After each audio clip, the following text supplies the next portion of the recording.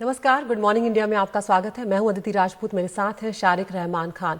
उत्तराखंड से शुरुआत कर रहे हैं, जहां पर कल का दिन कहर बनकर टूटा है। चमोली जिले के जोशीमठ में ग्लेशियर टूटने के कारण अलकनंदा और धौलीगंगा नदियों में भयंकर बाढ़ आ गई और जिस तरह के हालात वहां पर पैदा हुए, फिलहाल 14 लोगों की जान जा चुकी है और 175 लोग यहाँ पर लापता हैं। बाढ़ यहाँ पर 5 पुलों को बहा कर ले गई। इस हादसे में तपोवन पावर प्रोजेक्ट को भारी नुकसान पहुंचा।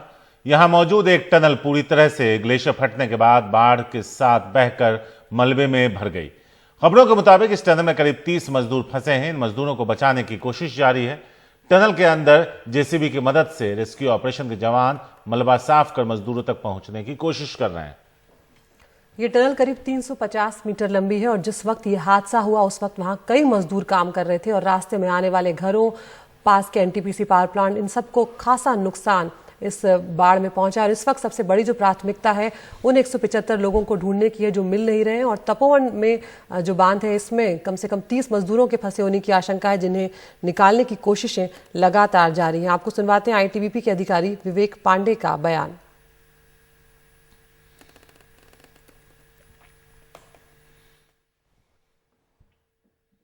सुबह से फिर से हमने अपने जो सर्च ऑपरेशन है सेकेंड टनल के लिए उसको इंटेंसिफाई कर दिया है। लगभग 30 लोगों के वहां फंसे होने की हमें सूचना है और हमारे लगभग 300 जवान आईटीबीपी के वहां पर लगातार टनल को क्लियर करने में लगे हुए हैं, जिससे लोगों को वहां से निकाला जा सके।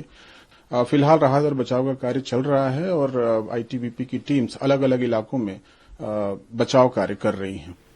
तो विवेक पांडे को अभी हम सुनवा रहे थे, लेकिन इनसे कुछ देर पहले हम लोगों ने बात की थी। उन्होंने क्या डिटेल्स दिए हैं, आइए वो सुनते हैं।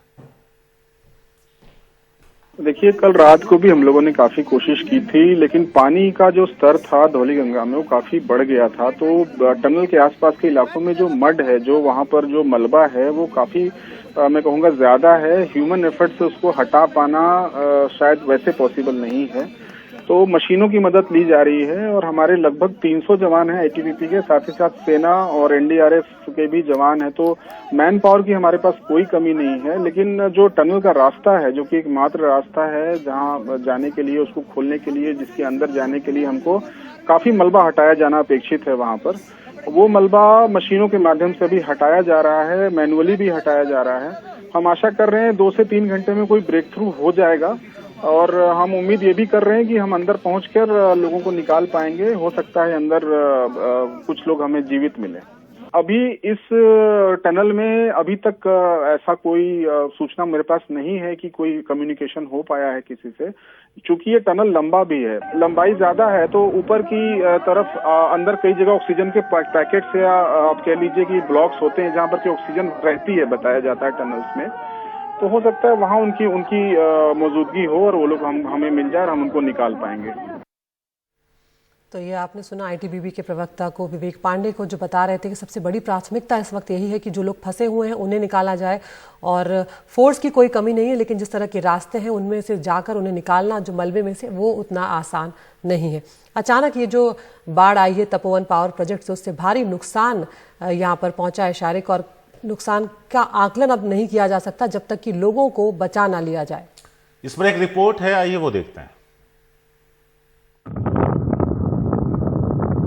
ये है तपोवन का बैराज साइट, जहां सुबह तबाही मची है। मलबा दिखाई दे रहा है, नदी बहती हुई है। ये तपोवन और ये तपोवन का ये धौलीगंगा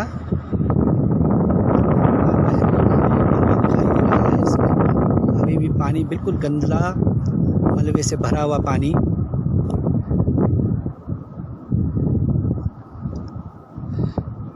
ये तपोवन बाजार, तपोवन शहर। ये सामने नंदा देवी है, जहाँ से ग्लेशियर बह करके आया है, जिसकी वजह से नुकसान हुआ है। ये नंदा देवी की चोटी दिखाई दे रही है, एक सिरा, और ये नंदा देवी जहाँ से ग्लेशियर बह करके ऋषिगंगा में आया और उसके बाद ये धौलीगंगा में तबाही मचाता हुआ और ये आगे बढ़ गया है। तो उत्तराखंड के चमोली जिले में ऋषिगंगा में अचानक आई जो भारी बाढ़ है उसमें ऋषिगंगा पावर प्रोजेक्ट बह गया है। ऋषिगंगा पावर प्रोजेक्ट जोशीमठ के करीब है। 14 लोगों के शव अब तक निकाले जा चुके हैं, जबकि करीब 175 लोगों के अभी लापता होने की खबर है। कुछ लोगों को एक सुरंग से बचाया भी गया है शारिक, और फिलहाल राहत और बचाव के काम में आईटीबीपी, एनडीआरएफ, एसडीआरएफ और सेना जुटी हुई है। विवेक पांडे से जब हमने बात की थी तो उन्होंने और भी बहुत सारी डिटेल्स दिए हैं, वो भी हम आपको उनकी बातचीत वो सुनवाते हैं। लेकिन फिलहाल बता देते हैं कि जो टनल है उसमें हजारों टन मलबा है, तो उस तक पहुंचने के लिए कई तरह की परेशानियां हो रही हैं। क्या कह रहे हैं विवेक पांडे उस बातचीत में, वो सुनते हैं।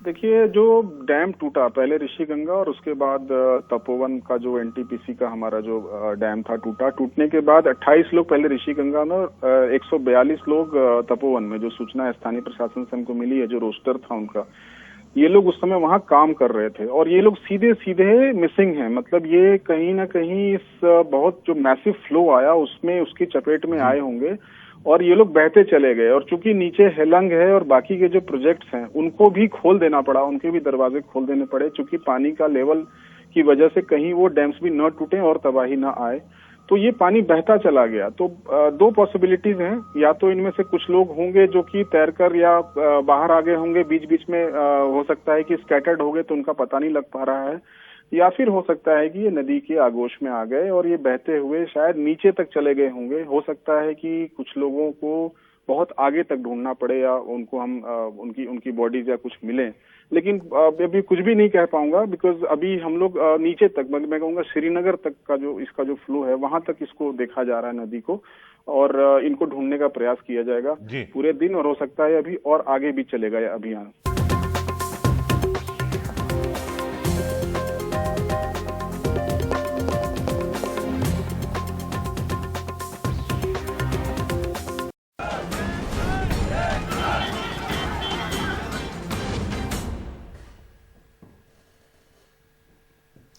दिल्ली की सीमाओं पर किसानों का आंदोलन जारी है। हालात मुश्किल हैं, लेकिन किसान डटे हैं। यहाँ जरूरतमंद बच्चों के लिए अस्थायी स्कूल भी खोला गया है। इंटरनेट भी बहाली हुई है, लेकिन बिजली, पानी जैसी बुनियादी दिक्कतें अभी भी किसानों के सामने पेश आ रही हैं। रास्ता बंद होने की वजह से प्रदर्शन स्थल तक पहुंचने के लिए कई किलोमीटर का सफर तय करना पड़ रहा है। हमारे सहयोगी मुकेश सिंह सेंगर की ये रिपोर्ट।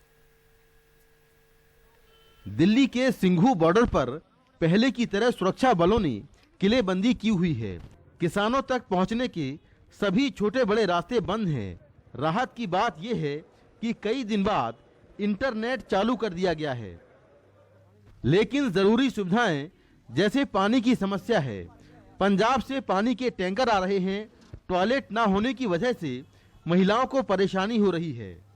ये सर यहाँ पे पानी की थोड़ी, जब शुरू से आए थे ना तब यहाँ पे कमी थी थोड़ी पानी की, तो हम लंगर के लिए अपना पानी स्टोरेज के लिए अपना टैंकर लेके आए थे ताकि हम पानी स्टोर कर सके। हम अपना लेके आते थे 20 किलोमीटर पीछे से पानी लेके, ये 2 दिन टैंकर चल जाता था हमारा, उसके लिए लेके आए हैं। पानी की स्टोरेज के लिए टैंकर लेके आए। ये 20,000 लीटर का टैंकर है। इस एरिया में सर जी सारा कुछ सब ठीक है, लेकिन एक बाथरूम का कोई सिस्टम नहीं है।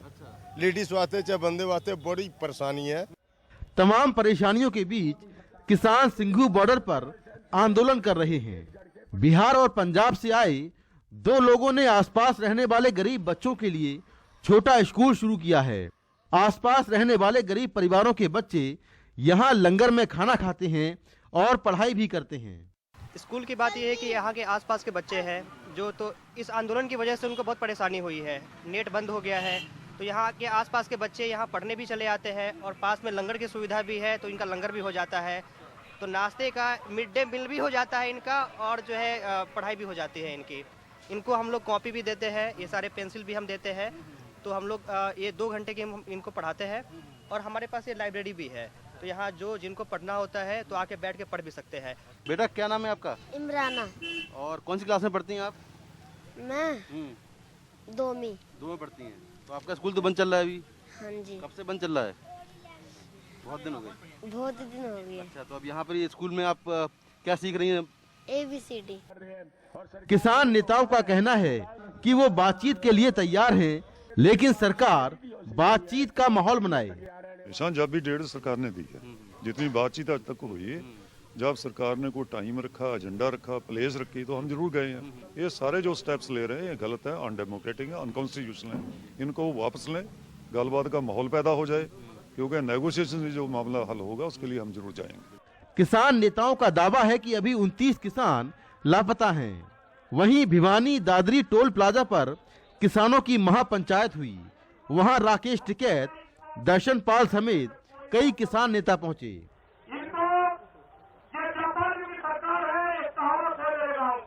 हमारे गांव में कहावत है कि व्यापारी चमड़ी दे देगा, दमड़ी नहीं देगा। ये भूख के सौदागर है। जितनी भूख लगेगी अनाज की उतनी ही कीमत बढ़ाएंगे। अनाज तिजोरी में बंद नहीं होगा। ये जन आंदोलन है, ये फेल नहीं होगा। सरकार नए कृषि कानून के फायदे गिना रही है, जबकि किसान इसे काला कानून बता रहे हैं। फिलहाल गतिरोध बरकरार है। नई दिल्ली से कैमरामैन सुधीश कुमार के साथ मैं मुकेश सिंह, एनडीटीवी इंडिया।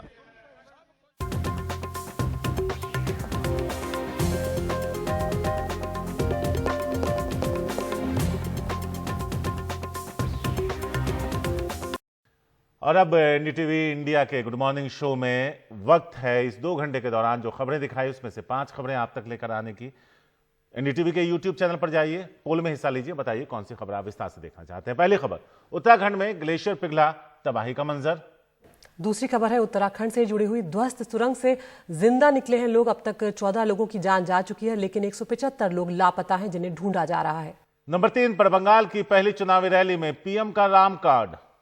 और चौथी खबर है, आज राज्यसभा में बोलेंगे प्रधानमंत्री नरेंद्र मोदी। हंगामे के आसार हैं क्योंकि विपक्ष पूरी तैयारी करके बैठा है, खासकर कृषि कानून को लेकर।